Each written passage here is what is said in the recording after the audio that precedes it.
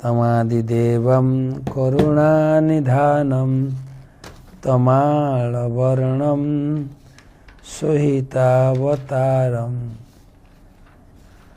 अपार संसार समुद्र सेतुं भजामहे भागवत स्वरूपम। ग्रंथराज श्रीमद् भागवतम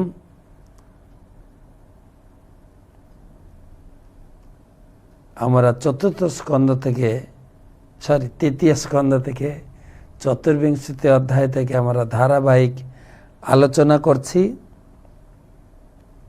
কপিল দেব কর্দমণির গৃহে আবির্ভূত হয়েছেন।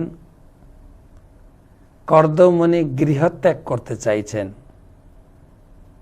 তিনি নির্জনে ভগবান কপিল দেবের কাছে গিয়ে তার হৃদয়ের অন্তঃস্থল থেকে ভগবানের বন্দনা করেছেন, প্রণাম করেছেন, স্তুতি করেছেন।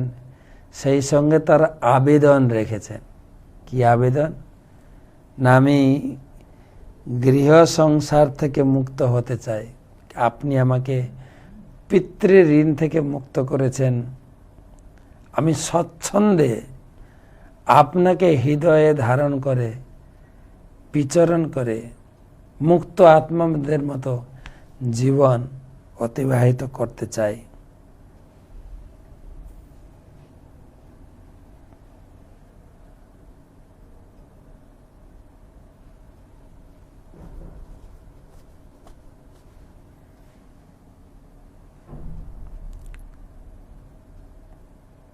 আমাকে পিতৃ ঋণ থেকে মুক্ত করেছে। আমরা বৈদিক শাস্ত্র থেকে পড়েছি, এখানে এই জগতে জন্মগ্রহণ করার সাথে সাথে আমরা তিনটি জায়গায় ঋণী হয়ে থাকি। ভাগবতমে বলা আছে, দেবর্ষি ভূতাপ্তৃণাম পিতৃণাম ন কিঙ্কর নয়নমেনি চ রাজন। হে রাজন, জন্মগ্রহণ করার সাথে সাথে আমরা তিনজনের কাছে ঋণী থাকি। পিতৃঋণ, পিতৃঋণ অর্থে পিতা মাতার ঋণ, আর দেবঋণ আর হচ্ছে ঋষি ঋণ। পিতামাতা আমাদের জন্ম দিয়েছেন, তাদের প্রতি আমাদের চিরজীবনের একটা দায়বদ্ধতা। তাদের সেবা করে সন্তুষ্ট করতে হয় এবং শ্রাদ্ধাদি তর্পণাদি কার্যের মাধ্যমে তাদেরকে বিভিন্ন বিষম পরিস্থিতি থেকে উদ্ধার করতে হয়, নরকাদি বাস থেকে।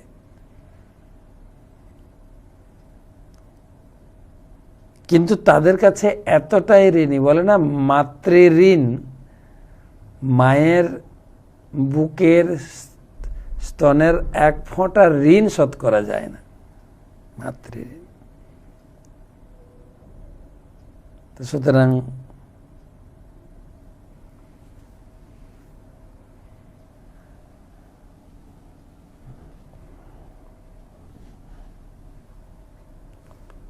মাতৃ ঋণ কি করে শোধ করবেন? আর কেবল মাতা পিতার ঋণে এইটুকু যথেষ্ট নয়। মাতা পিতা তো জন্ম দিয়েছেন, লালন পালন করেছেন,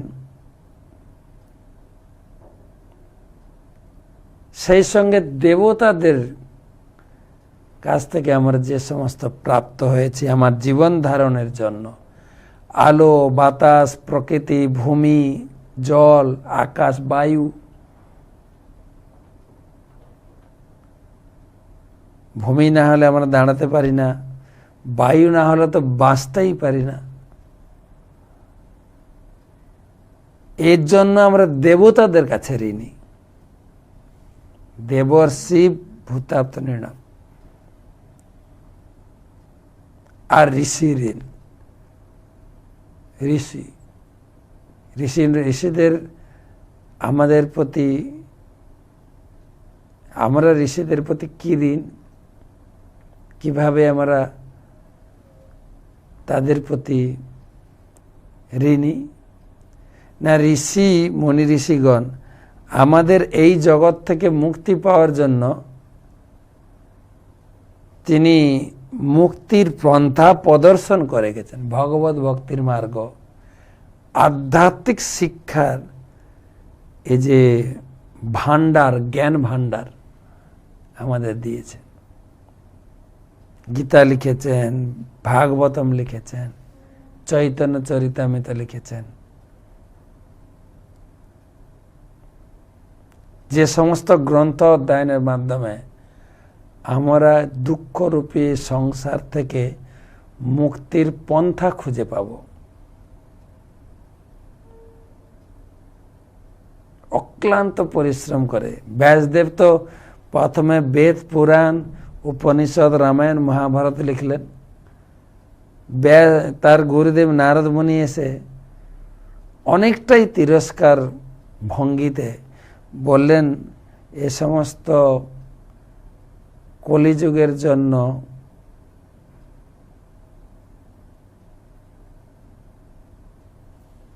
জীবকে প্রকৃত রাস্তা দেখাতে পারবে না, তুমি ভাগবতম লেখো। ব্যাসদেব সারা জীবন চর্চা করে গেছেন শাস্ত্র লেখা। আর আমাদের প্রতিষ্ঠাতা আচার্য, ইস্কনের প্রতিষ্ঠাতা আচার্য কৃষ্ণ কৃপা শ্রী ছিল অভয় চরণারবিন্দ ভক্তি বেদান্ত স্বামী ছিল প্রভুপাদ, তিনি তো ঘুম ত্যাগ করে, রাত্রে নিদ্রা ত্যাগ করে, অক্লান্ত পরিশ্রম করে, প্রত্যেকটি গ্রন্থের উপরে, প্রত্যেকটি শ্লোকের উপরে, প্রত্যেকটি শ্লোকাংশের উপরে, শব্দের উপরে তিনি গভীর মনোনিবেশ করে তার তাৎপর্য দিয়ে গেছেন, অনুবাদ দিয়ে গেছেন, শব্দার্থ দিয়ে গেছেন, যেগুলো পড়ে আমরা মোটামুটি শাস্ত্রটাকে একটু একটু ধরতে পারছি। সম্পূর্ণ ধরা তো অসম্ভব, গুরুদেবের কৃপা হলে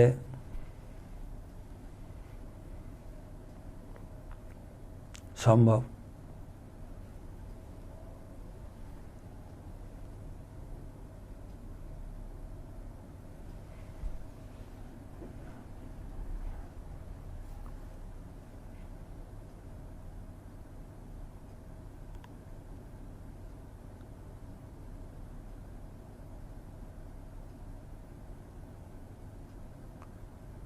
তো সেই ঋষিগণ, প্রভুপাদ একজন মহান ঋষি ছিলেন। তার জীবন আদর্শ সবাইকে ভগবত ভক্তির পথে অনুপ্রাণিত করে। তো সেই জন্য বলা আছে পিতামাতার ঋণ, দেবতাদের প্রতি ঋণ, আর হচ্ছে মুনি ঋষিদের প্রতি ঋণ। শুধু মাতার ঋণ শোধ করা সম্ভব নয়। মাতা পিতার ঋণ কি করে শোধ করা যায়? না, কমপক্ষে পুত্র জন্ম দিতে হবে। পুত্র জন্ম হয়ে সে পুত্র বাড়ির যে পারিবারিক শ্রাদ্ধাদি তর্পণ ক্রিয়া আছে সেটা করবে। সেই পরিবারের সদস্যদের কাছ থেকে তর্পণ আদি পেয়ে ঋণ থেকে মুক্ত হওয়া যায়। পিতামাতা যে যেখানে কর্মফলে ধরুন স্বর্গে নরকে যেখানে আছে মুক্তি পাবে।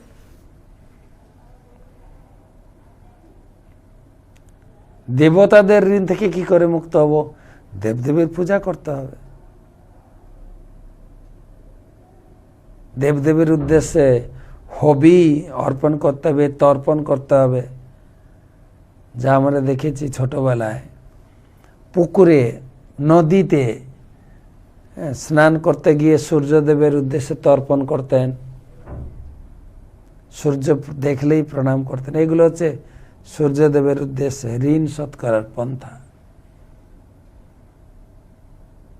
সূর্যদেবের উদ্দেশ্যে আপনি আহুতি নিবেদন করুন।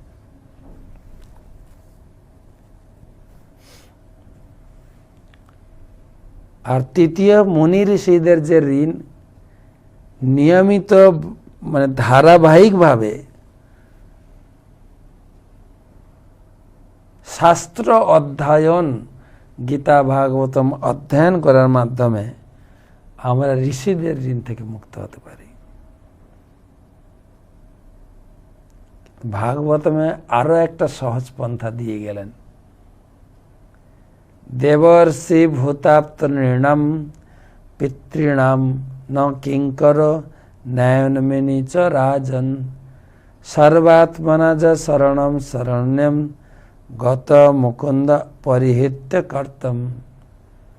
কেউ যদি গোবিন্দ মুকুন্দের চরণে আত্মসমর্পণ করে তৎক্ষণাৎ 3 ঋণ থেকে সে মুক্ত হয়ে যায়।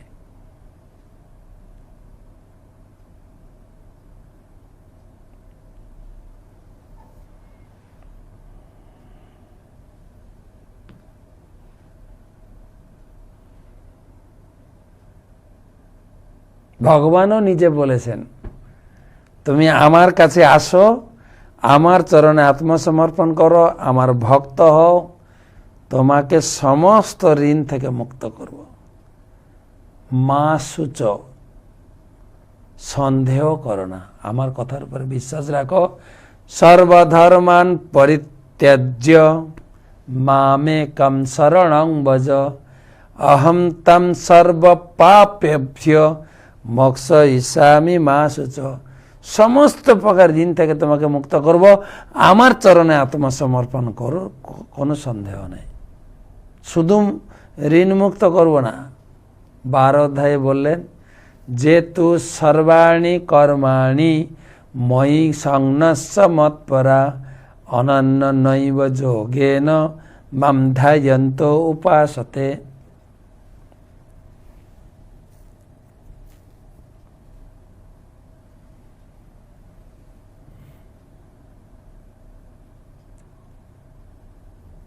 মাং ধ্যায়ন্ত উপাসতে,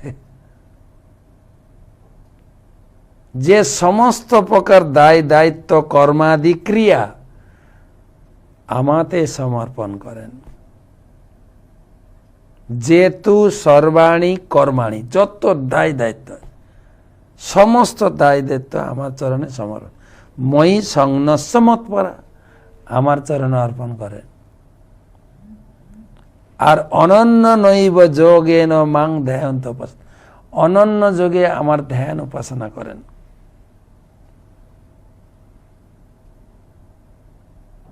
তে সাহম সম্মূর্ধতা মৃত্যু সংসার সাগর, তাকে আমি মৃত্যুময় সংসার থেকে উদ্ধার করি। ভবানী ন চিরাং পার্থ, খুব শীঘ্রই। তো সেই জন্য মনে পড়ে গেল যে ভগবান কপিল দেবের কাছে লাস্ট প্রার্থনা করছেন কর্দমমণি, তয়া অবতীর্ণ ন উত্তপ্ত কাম, আপনি আমার গৃহে আবির্ভূত হয়ে আমাকে পিতৃ ঋণ থেকে মুক্ত করেছেন, পুত্র রূপে এসছেন। তা আমি এখন আপনার হস্তে আমার স্ত্রী অর্থাৎ আপনার মাতাকে অর্পণ করে আমি নিশ্চিতে গৃহ ত্যাগ করে প্রবজ্য চরিষ্যে তম হৃদয় জুঞ্জন বিশক, শোক মুক্ত হয়ে চরিষ্যে ভ্রমণ করব, আপনাকে হৃদয়ে ধারণ করে। আপনি অনুমতি দিন প্লিজ। বিশক কথাটা তাৎপর্যপূর্ণ। বিশক মানে ঘর বাড়ির একটা শোক থাকে, কিন্তু যে শোক থেকে সম্পূর্ণ মুক্ত হয়ে আমি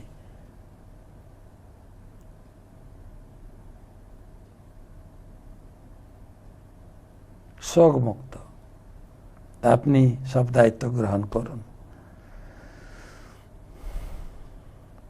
আজকের আলোচনা 35 শ্লোক। শ্রী ভগবান উবাচ, ভগবান তখন উত্তর দিচ্ছেন, ময়া প্রক্তম হি লোকস্য প্রমাণম সত্যলৌকিকে অথাজনি ময়া তুভ্যম যাদব চ মৃতং মুনে। শ্রী ভগবান উবাচ, ময়া প্রক্তম হি লোকস্য প্রমাণম সত্যলৌকিকে अथाजनि मया भूत्यम अथाजनि मया तुभ्यम যদা বাবচ মৃতং মুনে। পরমেশ্বর ভগবান কপিল দেব বললেন, হে মুনে, সরাসরিভাবে অথবা শাস্ত্রে আমি যা কিছু বলি তা জগতের সকলের কাছে সর্বতোভাবে প্রামাণিক। আমি পূর্বে আপনাকে বলেছিলাম যে আপনার পুত্ররূপে আমি জন্মগ্রহণ করব, তা সত্য প্রতিপন্ন করার উদ্দেশ্যে আমি অবতরণ করেছি। ভগবান প্রথম উত্তর দিলেন যে আমি যা বলি সত্য কথা বলি, সেটা প্রমাণ করার জন্য। ময়া প্রোক্তম, আমার কথা হি লোকস্য প্রমাণম সত্যলোকি, আমার কথা সত্যতা প্রমাণ করার জন্য অথাজনি অথ অজনি ময়া তুভ্যম, আমি জন্মগ্রহণ করেছি। ময়া তুভ্যম, আমি আপনাকে বলেছিলাম যদা বোচত অমৃতং মনে, আমি আপনাকে বলেছিলাম হে ঋষিবর, হে মুনিবর, আমি আপনার পুত্র রূপে আসবো। কথাটা সত্য হলো, আমি সত্যম। ব্যাসদেব প্রণাম করেছেন, তিনি হচ্ছেন সত্যম, তিনি সত্যকাম, তিনি সত্য বস্তু, আমরা সব অসত্য, কিন্তু তিনি সত্য। ভগবান একটি নাম হচ্ছে সত্যম, তিনি সত্যব্রত।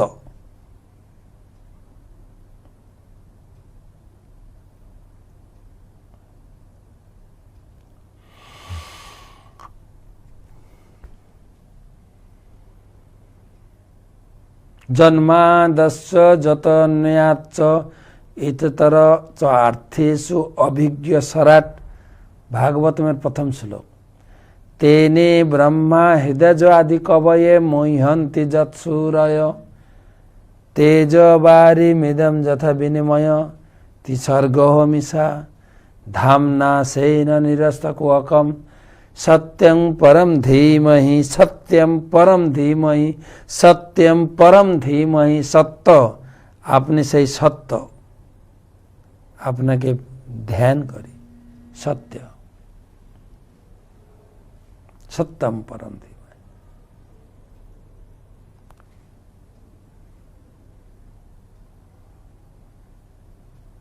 ময়া প্রক্তমি লোকস প্রমাণম সত্য লৌকিকে, আমার সত্যতা, আমার বাক্য যে সত্য, সেটা প্রমাণ করার জন্য আমি এলাম আপনার পুত্র রূপে। অথ যোনি ময়াতব্যম যদা বোচত অমৃতম মুনে। আপনার মনে পড়ে আপনার বিয়ের আগে আমি এসে দর্শন দিয়েছিলাম, কথা দিয়েছিলাম আমি আপনাদের পুত্ররূপে আবির্ভূত হব। তো ভগবানের কথাকে সত্যতা বলে গ্রহণ করা উচিত। আমাদের ভগবানের কথার উপরে সত্যতা নেই বলে ভগবদ্গীতায় পুরো শিক্ষাতে বারবার বারবার বারবার আমাদের ভগবান বোঝাতে চেয়েছেন, আমাদের কনভিন্স করতে চেয়েছেন। মা শুচ ন শোচন্তি ন সংশয়,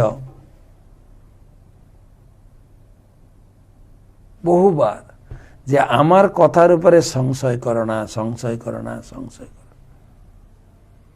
তুমি সমস্ত কিছু ছেড়ে আমার চরণে আত্মসমর্পণ করো, আমি তোমাকে রক্ষা করব। ভগবান তো বলে শুধু ক্ষান্ত নন, ভগবান তো দর্শন করিয়েছেন। বৃন্দাবনে তিনি থাকাকালীন সমস্ত ব্রজবাসী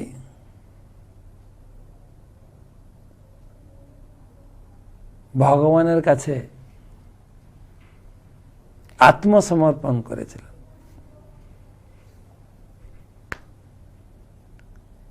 তথাপি পিতৃদেব, নন্দ মহারাজ প্রতি বছর ইন্দ্র পূজা করতেন। কৃষ্ণ বললেন, আরে আমি এসছি জগৎকে ধর্ম শিখাবো বলে। এখন তুমি যদি আমার বাবা হয়ে ইন্দ্র পূজা করো, আমি লোককে কি বলবো? লোকে কি বলবে? লোকে বলবে Krishna charity begins at home. ঘর থেকে আগে বোঝানোর চেষ্টা করো। তুমি তো আমাদেরকে বোঝাচ্ছ সব দেবদেবী পূজা বাদ দিয়ে আমার পূজা করো। তোমার বাবাকে আগে বুঝাও, তোমার বাবা আগে বুঝুক কমপক্ষে যে সব কিছু পরিত্যাগ করে ভগবানের পূজা করা দরকার।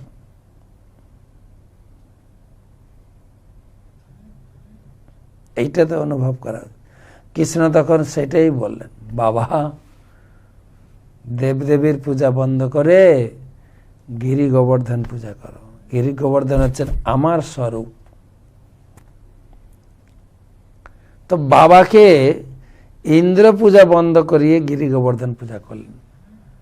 ভগবান বললেন, তুমি অনেকদিন ধরে দেবদেবীর পূজা করছো, দেবদেবীর পূজা করতে গিয়ে তোমার মনে একটা কিন্তু আসবে। এতদিন লক্ষ্মী পূজা করছি, এতদিন কালী পূজা করছি, এতদিন শিব পূজা করছি, বন্ধ করা যায় কি? বন্ধ করলে পাপ হবে। ভগবান বলে, পাপ হলে আমি ঠেকাবো।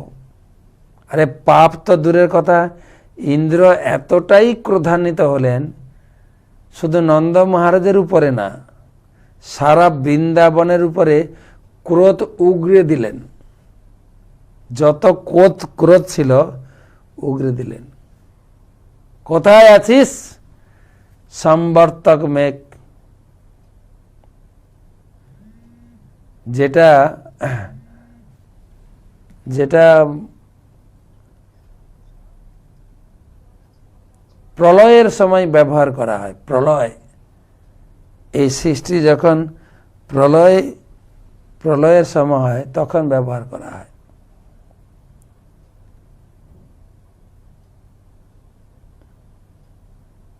প্রলয়কালীন সম্বর্তক মেঘ। পুরো যত জল আছে তোমাদের, পুরো জল ঢালো বৃন্দাবন।